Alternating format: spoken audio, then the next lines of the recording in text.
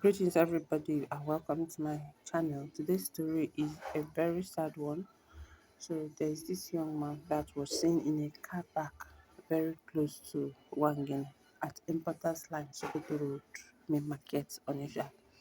So, this young man was seen, nobody knew who he was, or maybe they didn't pay attention to him at that moment, but he couldn't stand up. This young man was trying so hard to keep himself on his foot, and people around were looking at him. They couldn't point out what was wrong with him. So as he continued to stagger, as they were coming to him to know what was wrong, the young man fell down and started vomiting blood.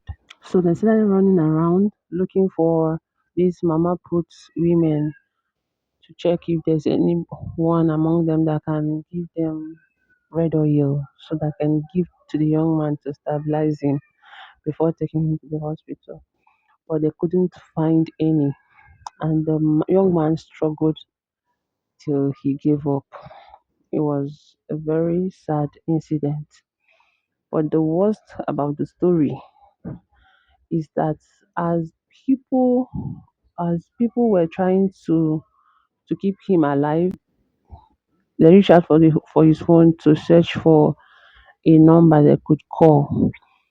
They found out that there was no SIM card in the phone.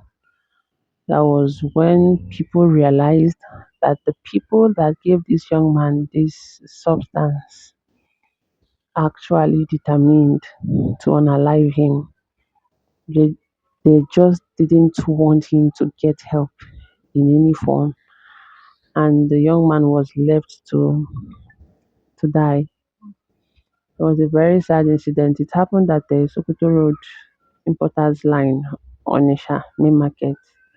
They are around the Wangene side. That's if you know that place very well. It's a very sad incident. So for young people to be now in the business of poisoning fellow young people, because you will not tell me that it was an elder from his village that gave him the substance or that poisoned his drink maybe. When people saw him, they were wondering if he drank this early morning or what. But they later found out that it was poison. And according to the people that knows poison very well, knows how it works, they were of the opinion that it was immediately that he was given the poison. Maybe the young man realized that he wasn't safe anymore. He tried to make it to the road where he could get help, because that car park where he succumbed was very close to the main road. So nobody knew who he was, or what he was doing there, where he was coming from. But main market is very large. It's possible that there are so many people that came around that might have a clue of who he was, but nobody agreed that they knew him or something. It's only God that is left to judge. So this is um this is something that,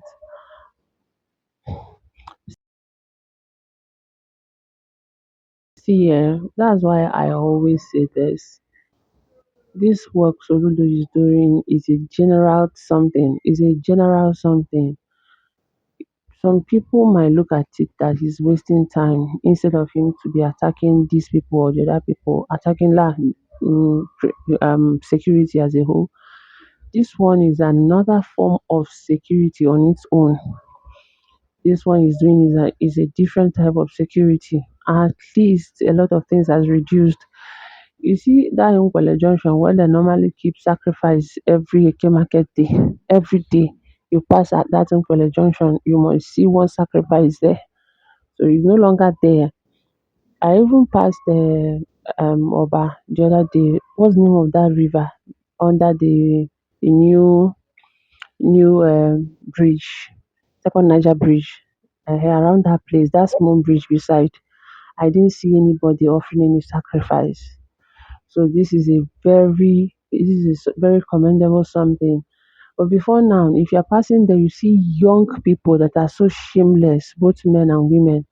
They will tie white wrap out there on a business day, on a normal day, they'll just be there doing what we don't understand. But the other day, I believe day before yesterday that I passed there, I didn't see any. So let us continue to support this man. Okay. In fact, I don't think he's even clamoring for any support because he's so determined to carry out what he wants to carry out. So if they capture you as a native doctor, you are able to escape the prison. You're free to go. But you're not able to escape, you remain there until you serve your term. So Soludo is doing a very nice job. Let us commend him for that. For that young man, I just hope that by now the family must have known what happened to their loved one.